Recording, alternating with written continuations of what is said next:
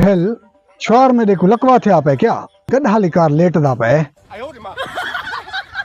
ये ना मुराद टटी हर दे जंगी वाला मैं को लग दे वेंदा हथोए मैं कने तो कौड़े वट्टे वाले पैसे ही कहनी मैं गंदा से ली थप्पड़ वाली मशीन ये गंगूठी क्यों पाती पई अब्बा थोकते पैर तिलकी एक अंगूठी कहना ही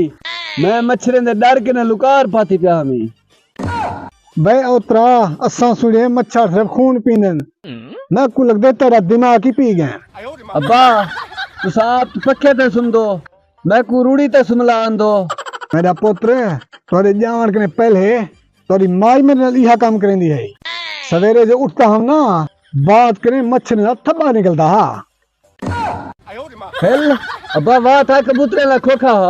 हा ना मेरा पुत्र हाँ मेरा बात माँ तेरी खोखा बना सकती है अब्बा चबले नी बस कर मैं को मच्छरे नी पत्ती घिना देनी चीक न ता तेरे वात को कोट कोट में खोखा बना रहे सा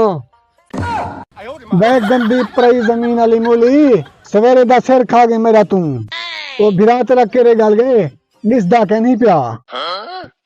अब्बा तेरा कोपारी में जो बीड़े वाली दौड़ी होवे ओई मच्छरे ने डर के ने बरसीने सुता पे